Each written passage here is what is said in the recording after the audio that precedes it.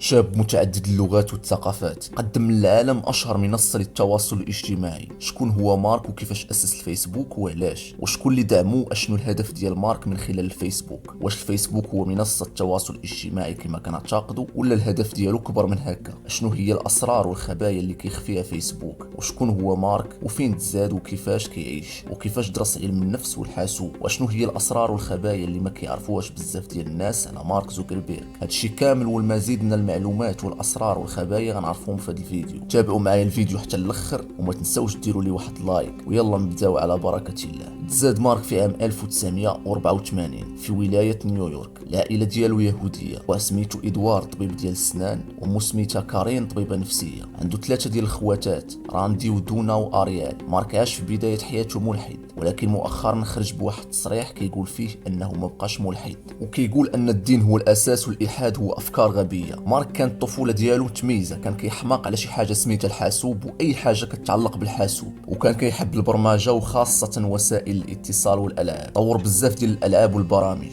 وكان اول برنامج طوروا للتواصل سماه زوكنيت، وهنا يلا عنده 12 عام. واول واحد غيستعمل هذا البرنامج هو باه. استعملوا في العياده ديالو باش يتواصل مع الزبائن ديالو، ومن بعد استعملوه كاع العائله ديالو باش يتواصلوا مع بعضهم. وفي مرحله الاعداديه ديال مارك طور واحد البرنامج لتشغيل الملفات الموسيقيه على الحاسوب، ولكن الهدف من هذا التطبيق ما كانش عادي، الهدف منه كان كبير. كان اول برنامج موسيقي غيعمل بالذكاء الاصطناعي باش يعرف ويميز عادات المستخدمين في الاستماع. وباللي اكتشفت شركه مايكروسوفت هذا البرنامج والعبقريه ديالو، عرضت على مارك واحد المبلغ جد محترم باش تشري من عنده البرنامج وتوظفوا معاهم في الشركه بصالير عالي. ولكن مارك زوكربيرغ رفض العرض وفضل انه يحطوه على الانترنت وبالمجان. كان الهدف ديالو من هذا البرنامج هو يجمع بزاف ديال البيانات والمعطيات باش تسهل عليه يعرف ويفهم ويدرس سلوكيات وانماط المستخدمين. ودائما هذا هو الهدف ديالو الرئيسي، كيبحث عن انماط وسلوك المجتمع والتوجهات ديالو. ومن بعد ما تخرج مارك من اكاديميه اكستر عام 2002 التحق بجامعه هارفارد، الجامعه اللي كتعتبر الاولى في العالم. درس مارك علم النفس وعلم الحاسوب، وخلال هذه المرحله وهو كيقرا طور واحد البرنامج وسماه كورس ماتش، برنامج اللي كيساعد الطلاب على التوجهات ديالهم في الدراسه اعتمادا على التجارب السابقه. وهنا نلاحظ دائما ان مارك كيقوم بتطوير برامج كتعتمد على الذكاء الاصطناعي لفهم السلوك والتوجه ودراسه سلوكيات المجتمع. ومن بعد واحد الفتره قصيره قام بتطوير واحد البرنامج خاص لشبكه هارفارد وسماه فيس ماش، والهدف ديال هذا البرنامج هو مقارنه الصور ديال الطلبه والتصويت لهم. وكان كيقول ان هذا البرنامج دار للمتعه فقط.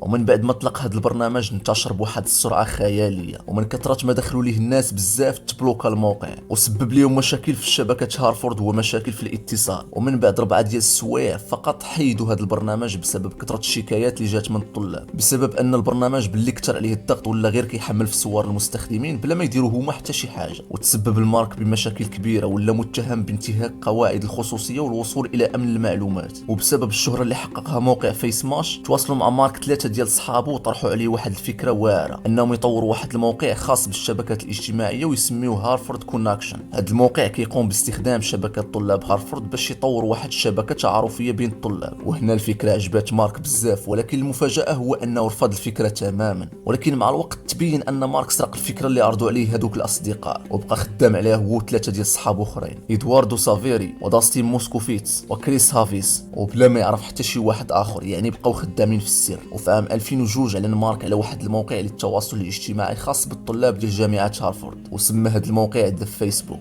جمع فيه كاع هذيك الخبره ديالو السابقه وطبق فيه الفكره اللي طرحوا عليه صحابه في الجامعه. ولاو الطلاب كيفتحوا صفحات على الموقع وكيقدروا يشاركوا الصور ديالهم على هذا الموقع، وايضا كيتواصلوا مع بعضهم. مارك بدا كيلاحظ القوه ديال موقع فيسبوك وكيشوف النجاح ديالو، وهنا بدا كيفكر انه يزيد في المستخدمين ديال هذا الموقع. وهنا طلق الموقع للطلاب ديال جامعات اخرين بالمجان، وفي شهور قليله ولا عدد المستخدمين ديال فيسبوك كيتجاوز 1,000,000 مستخدم. انا عارف الكثير من الناس كيتساءلوا علاش دائما الفيسبوك بالمجان، وهنا الجواب غيصدمك شويه. علاش فيسبوك بالمجان لكاع المستخدمين؟ ببساطه لان المستخدمين هما السلعه. في عام 2005 حصل مارك على دعم كبير من شركه اكسيل بارتنرز، وهنا تزادوا عدد عدد المستخدمين إلى 5 مليون مستخدم. ومن بعد عام واجه مارك مشاكل قانونية كبيرة. ناضوا هذوك صحابو اللي كانوا طرحوا عليه الفكرة ديال موقع هارفارد كونكشن، رفعوا عليه دعوى قضائية كيتهموا فيها بسرقة أفكارهم وتطبيقها على موقع فيسبوك. وناض مارك هو يضرب عليهم بواحد النكرة وقال لهم باللي هاد الأفكار ديالو، وباش يسكتهم ويرضيهم عطاهم مبلغ بقيمة 65 مليون دولار. ولكن رغم ذلك بقى هاد القضية مفتوحة حتى الآن. وفي ديسمبر عام 2006 واجه مارك قضية أخرى من بعد ما طلق خدمة آخر الأخبار على الفيسبوك، الخدمة اللي كتبين كاع داكشي اللي كيديروا أصدقائك على الفيسبوك. وهنا واجه مارك مشكل آخر، رفعوا عليه دعوى قضائية بتهمة التجسس، لأن الفيسبوك كيعرف على المستخدم جميع المعلومات وبالتفاصيل المملة، بداية من الاسم وتاريخ الميلاد والسكن والدراسة إلى الجامعة، وأشنو هما الحوايج اللي كتبغي وباش كتهتم، أشنو هما الأحاسيس ديالك، نوع المحتوى اللي كيعجبك، أشنو هما ميولك وتوجهاتك. وكل حركة درتيها في فيسبوك كتسجل وكل التفاصيل عن المستخدم. وبهذا كيتكون أكبر ملف تعريفي مفصل عن أدق التفاصيل الصغيرة والكبيرة عن حياتك وانتماءاتك وإعجاباتك. وبهذا يتم مراقبة كل المستخدمين بهذا الملف التعريفي، الأمر اللي ما عمره وصل ليه شي واحد في التاريخ. أتاح موقع فيسبوك تكوين أكبر قاعدة بشرية في العالم، وقام بتقسيم البشر على حسب صنفهم وبلدهم وتفضيلاتهم بواسطة خوارزميات معقدة كتخلي أجهزة التعرف الذكي تربط وتقارن بين الوجوه وكتعرف على كل واحد بطريقة ذكية. وهنا كتسهل عليهم عملية الاستهداف وتوجيه الإعلانات لكل فئة، يعني الإعلانات اللي كيطلعوا ليك في الحساب ديالك سواء فيسبوك أو انستغرام أو منصات أخرى على حسب اهتماماتك وتوجهاتك. أي حاجة كتهتم بها وكتتابعها عرف أن الفيسبوك حطك مع هذيك الفئة. وأيضا كيتم استهداف سنك، واش ذكر أو أنثى، فين كتسكن وفين كتقرا، شنو كدير، شنو اهتماماتك، شنو كيعجبك، شنو ما كيعجبكش. يعني فيسبوك كيعرف بزاف ديال التفاصيل على كل مستخدم ديال هذه المنصة. حتى المحتوى اللي كتتابع وكتهتم به فيسبوك كيولي يطلع لك نفس المحتوى بالتسلسل، كأنه كيقرا الأفكار ديالك وكيفهم الميول ديالك. يعني كل حركة درتيها في المنصة كتحسب عليك. والاستهداف ما كيكونش غير في المحتوى أو الإعلانات فقط،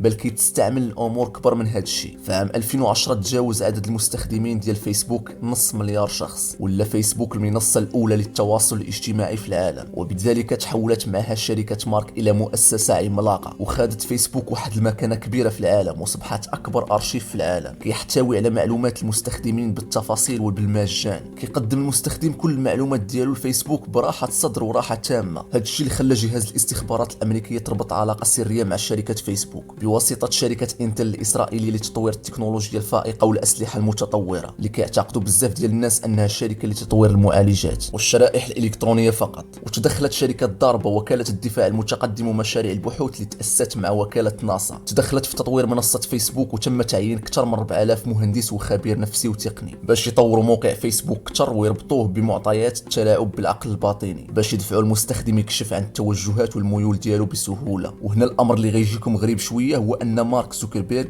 حريص بزاف على الحفاظ على الخصوصيات ديالو والتحركات ديالو والمعتقدات الدينية ديالو، الأمر اللي غيخليه يشري واحد الأرض بقيمة 100 مليون دولار. هاد الأرض اللي ما بغى حتى شي واحد يكون حداها ولا يقرب منه، لدرجة أنه رفع دعوى قضائية على واحد 4 ديال الفيلات كانوا حداه باش يهدموهم ويحيدوهم من حداه نهائيا. وكينفق مارك أكثر من 23 مليون دولار في السنة باش يحافظ على الأمن ديالو. والأمر اللي غيجيكم غريب عاوتاني هو أن مارك ما كيحمل معاه حتى شي هاتف ذكي، ولكن كيستعمل تليفون عادي، تليفون الو صافي، لأنه كيعرف جيدا حقيقة الأجهزة الذكية وأشنو الخبايا ديالها اللي كيعتبروها أشخاص عاديين أنها تقدم تكنولوجيا فقط. صحيح أنها كتسهل بزاف ديال الأشياء وكتقرب بزاف ديال الحوايج، ولكن الخبايا ديالها أكثر من هذا الشيء. مارك الهدف ديالو هو يوسع رقعة النفوذ ديالو ويكثر عدد المستخدمين الفيسبوك، وبهذا صبحات فيسبوك اليوم تضم أكثر من 2 مليار مستخدم، وتجاوزت الثروة ديالو أكثر من 230 مليار دولار. وهنا مارك تجاوزت الثروة ديالو الملياردير الأمريكي بيل غيتس صاحب شركة مايكروسوفت، اللي كان مارك كيطلب منه النصيحة وكيستشار معاه. في عام 2011 تزوج مارك وهو عنده 28 عام، ومؤخرا اعلن انه تبرع باكثر من نص ديال الثروة ديالو لصالح واحد المؤسسة خيرية، ومن بعد تكتشف ان هذه المؤسسة كانت تابعة ليه، يعني تبرع لنفسه صافي. وهنا غتسائلوا علاش دار هذا الشيء كامل؟ دار هذا الشيء كامل باش يتهرب من الضرائب. ومؤخرا وقع واحد الامر غريب، ناض واحد الشخص من مؤسسي الفيسبوك وقدم واحد الطلب للحكومه الامريكيه باش يوضعوا حد لهذا العملاق التواصل الاجتماعي، وحذرهم من نفوذ رئيس شركه فيسبوك مارك وانه تجاوز الحدود ديالو. وسرعان ما تلغى هذا الطلب وما بقى منه والو. والامر اللي خصنا دابا نفهمو كاملين هو ان العالم كيتطور والتقنيات الرقميه كتكبر اكثر واكثر في حياتنا، وهذه هي الحقيقه والواقع اللي ما يمكن حتى شي واحد ينكرو. واللي خصنا نديرو كاملين هو خصنا نعرفوا كيفاش نستغلوا هذه المنصات بشكل جيد والصحيح، وكما كيقولوا السلاح اللي ما يمكنش ليك تدمره وتعلم كيفاش تستغله لصالحك، ماشي بحال كيما كيديروا بزاف ديال الناس. والذكي هو اللي كيعرف كيفاش يستغل هذه المنصات ويستخدمهم في نشر الوعي بين الناس ماشي العكس. وإلا وصلتي حتى لهنا اكيد انك عجبك الموضوع، ما تنساش تدعمنا بواحد لايك وكتب لنا اشنو استفدتي من هذا المقطع، ونتلاقاو في فيديو اخر ان شاء الله. والسلام عليكم ورحمة الله وبركاته.